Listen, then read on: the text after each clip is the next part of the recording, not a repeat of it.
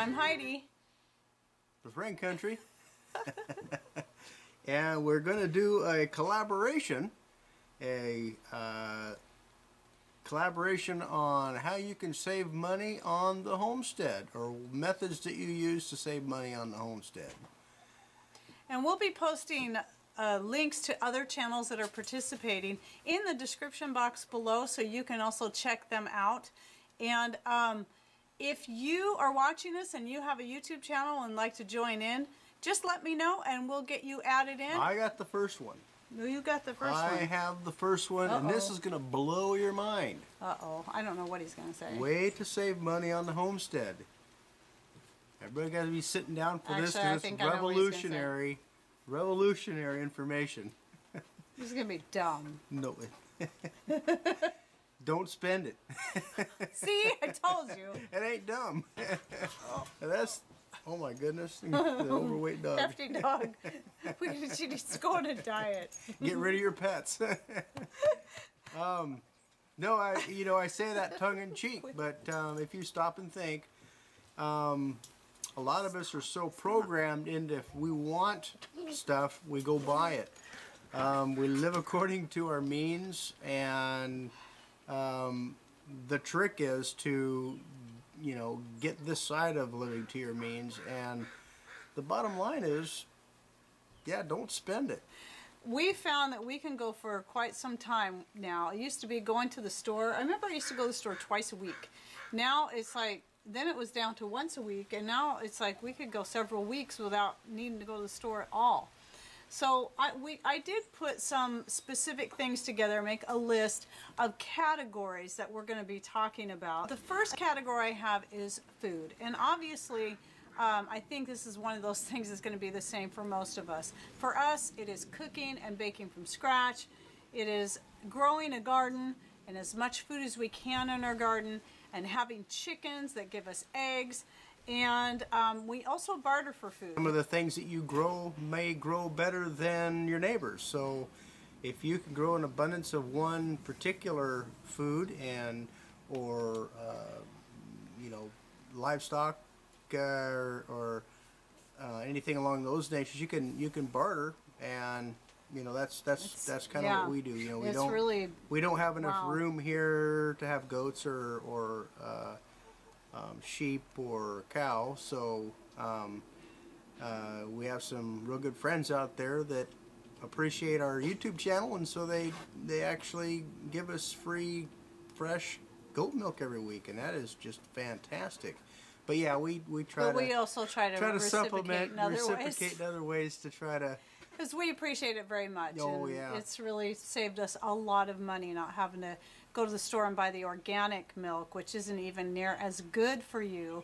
And it's over $8 a gallon here for that. So, I mean, that just saves us a lot of money. We've also bartered for food and other, not just milk, but for meat, by helping people out with different things that they needed help with. And in exchange, they gave us some of their elk meat. And another way you can barter, whether it be for food or anything else, is what happened with me is I had a lady that had recently bought some garage sale fine cast iron that needed some care, and she had no idea how to season it. So in exchange, she asked me to season it for her, and the trade-off was I got some fresh caught halibut and cod and some deer meat that they had put away. So that was just a really great deal. So more food for our freezer, and just in exchange for my work.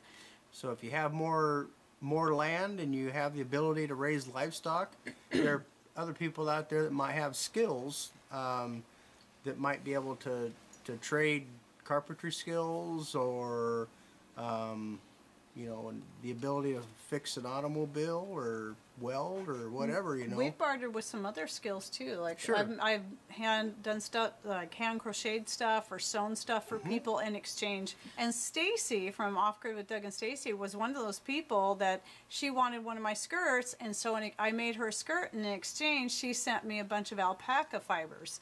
So that was a really great barter. So just remember that. But that wasn't a food thing. But oh yeah, I also got some Homestead Homey honey. So that was food, and that was wonderful. Right. So the second thing I have on the list is and this is a short one, was haircuts. I've been cutting everybody's hair in the family since, well, not that he doesn't have as much left to cut anymore, but This is what happens when she cuts my hair. but you know, from the day we met, I started cutting his hair for him, and I've never been to beauty school. I didn't know anything about cutting hair. I just figured it out as I went. I trimmed my own hair, I cut my boy's hair, and I figured a while back, I figured we'd save thousands and thousands of dollars by cutting hair for myself and my family for the past 29 years. Yeah, a little bit adds up to a lot. It does. Shaving pennies adds up to dollars, Right. and dollars adds up to hundreds of dollars, and so on and so forth. And so remember, I didn't go to school. Nobody taught me anything about cutting hair. I just So if figured it anybody out. wants a haircut like this one, And it's kind of a mess right now. He needs another haircut, but his is easy because he doesn't have as much. But anyway, I learned along the way, you know, how to do different types of haircuts for the boys. And, you know, our two boys, one has a very, very curly hair like a sheep, where the other one has straight hair like his dad. And his straight hair, actually, I find is harder to figure out when it comes to a guy's hair. But I still figured it out, and I did it. So and I figured one time that saved us thousands and thousands of dollars over the many years that I've been cutting hair. So number 3 on the list, this isn't in order of importance necessarily, it was just, I was writing them down as they were coming to me, is that we build and or create things that we need. So, for example, like me, I make my own skirts and I make my own aprons. A lot of people already know that. I also crochet my own sweaters. And Patrick has made things like the dehydrating rack, because he does metal work, for to use on my wood stove, and that's just been a really great thing and saved us a lot of money, him making it, and the money not using electricity to run the dehydrator, and then also being able to have another way to preserve food. well, and capitalizing on our seasonal energy uses. In the wintertime, we're burning wood heat, so we utilize that wood heat to incorporate the wood stove dehydrator and to heat water and to cook food And to dry the clothes. and to dry the clothes. And so we're utilizing that wood source not just for heat but for several different things, you know. In the summertime, we rely a little bit more on solar, so she'll have the electric solar. We have we cook with a solar oven. We try to capitalize on the summertime collection of solar in order to do our day-to-day tasks. We're always really conscientious on the utility bills and different things. We are attached to the grid, but we do everything that we possibly can to utilize our off-grid applications to cut down on some of those other utility bills. And so in the summertime, our utility bills are very, very inexpensive. And I didn't even think to add the part about the wood stove. We've had wood heat since we moved into this house 29 years ago. And so it's been our source of heat. I didn't get into drying the clothes inside until I think Justin was a baby, so that was probably around maybe 95 was when we put up the clotheslines inside and started drying clothes inside year round, because here you have to be able to dry them inside year round because we get so much rain. And so I've been saving money and I figured when I first started doing that back in 95, when I did the math, back then just drying the clothes inside in front of the wood stove saved us $50 a month. Now, you know, it's going to be a lot more than that now because the because the cost of electricity has gone up since then. Right. And so, yeah, I didn't even think about the wood stove. So doing a lot of my cooking on there saves us money. So these are things I started adding with the wood stove more and more. It's like, oh, I can do this and I can do this. And at first I think, okay, I can make a pot of soup on the wood stove. But then you can find ways, like I think I have a video out on how to make biscuits on a wood stove. And I'm just talking a standard wood stove just for heating. It's just a flat top wood stove. It's not a cook stove. And in fact, I just made him biscuits and gravy this morning. using my little method. It's the same one I use on the rocket stove, but I'll go ahead and link to that video up here on how I make biscuits and gravy off-grid. Oh, he's also built my kitchen cabinets, my lower ones.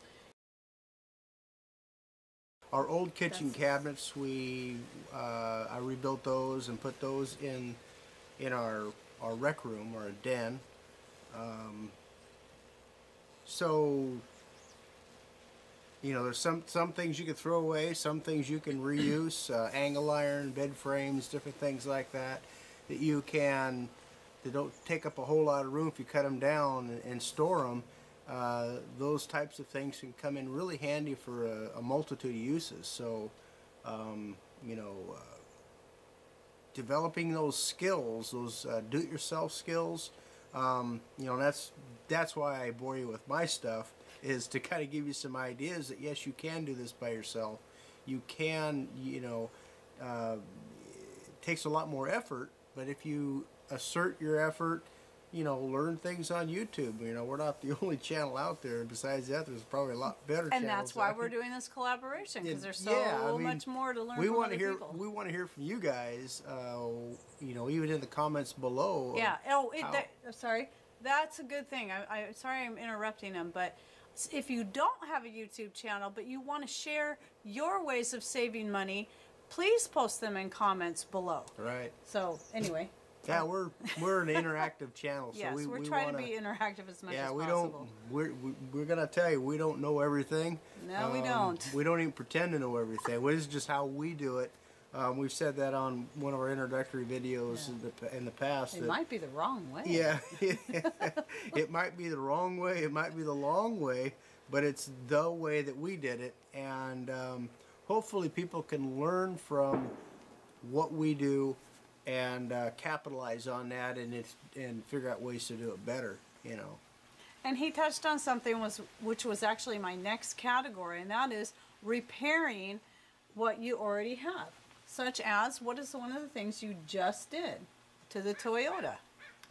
Replace the window regulator. Yeah, and we'll have a video on that coming out soon too, if it's not out already.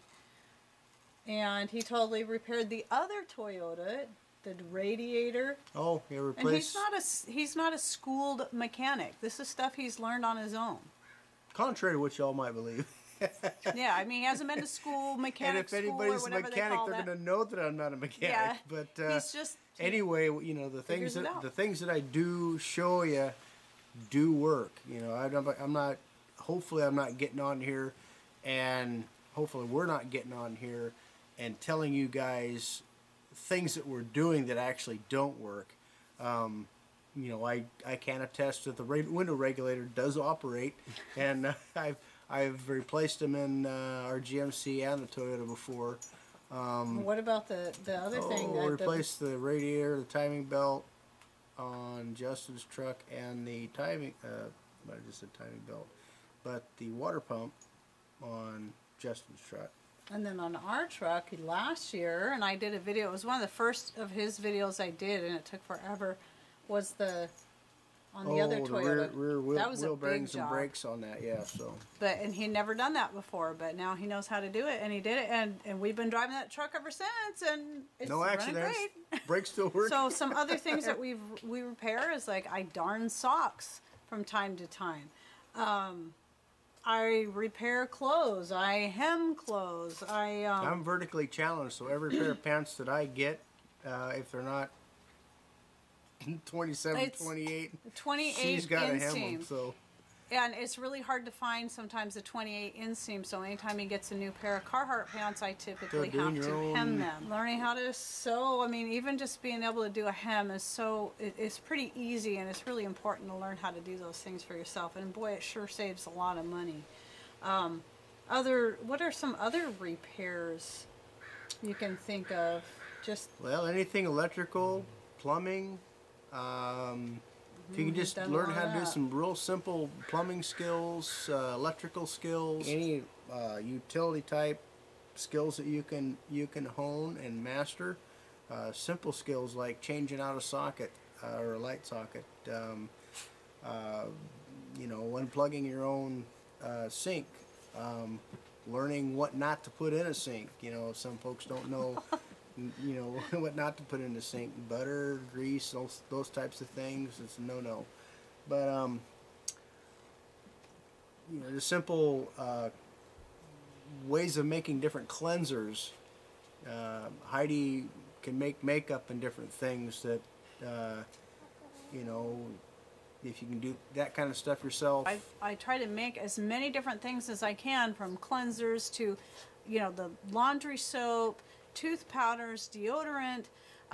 Not only are these more healthy and natural ways, which is one of the reasons why I do it, is to get away from all the store-bought stuff because they're loaded with toxins, but also it saves us so much money. Yeah. It's been wonderful to not have to buy toothpaste and deodorant and laundry soap. We haven't had to do that for years. Oh, we saved a ton of money. And I make my own makeup. I mean, I don't wear a lot of makeup. Pretty much all I ever wear is mascara, and I make that myself. And sometimes on occasion I'll wear a face powder, and I make that myself from all natural ingredients. It's super inexpensive. So, and I have videos on that you can check out. You can always just do a search on my channel for any of these things, and I do have playlists for both his items and my homemade stuff, and show you how to do all that. So if you're new to my channel, they're out there. Some stuff still is to come, so be watching for them.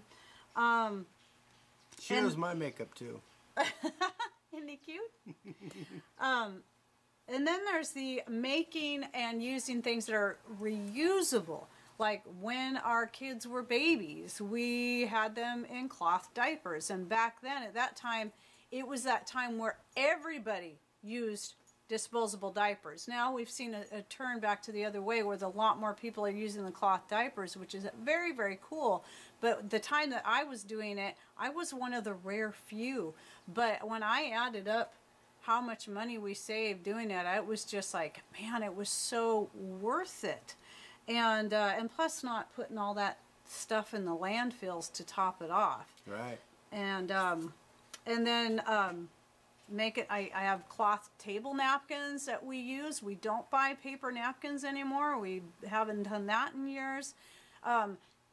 Paper towels on occasion have their place when it's related to grease, but other than that, we always use cloth. And then there's cloth feminine products. I make those myself. And boy, that saves tons and tons of money as well, and it's a lot healthier for you. We like to go to garage sales and pick up. We like to stock up on consumable things like candles and different things like that. Used wood or just extra wood laying around. Mrs. Rain can attest that I don't throw much away when it comes to wood. But all this stuff we eventually use up, and if we don't, we throw it in a wood stove. We went to the dump and picked up a real nice stainless steel barbecue grill. We've been looking around for a barbecue grill. It was all stainless, and believe me, you know, when you go to look for a real stainless steel grill, you got to look at the tray and everything and make sure it's all stainless steel, not just the hood. And those can get up into the thousands of dollars. And we picked one up. I did a little work to it. Maybe it even came with a half full bottle of propane, and I got that for free. And so just a little bit of work, little research. You know, I ordered a new striker for it, and a couple more simple items, and for under $100 I was able to top off the propane bottle and do some minor repairs on it, and it's a perfectly good grill. So that's another way to save money. So I've got two more categories, and one is we also grow our own medicines. We used to take over-the-counter painkillers and allergy medicines and stomach remedies and cold medicines, and we were also on prescription thyroid medication for 15 years. And one by one we started dropping all those things and replacing it with our own homegrown herbs. And Just eating right. And eating right. And so we do grow our own medicine. We grow our own painkillers. We grow our own cold and flu remedies. We grow our own skin remedies, you know, for sores and rashes and whatnot. And I do have a playlist of all kinds of medicinal herbs that you can check out. And that has saved us getting off of the big pharma medicines, even the prescription medicines. We've been a lot healthier as a result, and plus have saved tons and tons of money. We have to get out the roadmap to find out where the doctor's office is anymore. Yeah, I don't know when the last time was we were ever at the doctor's.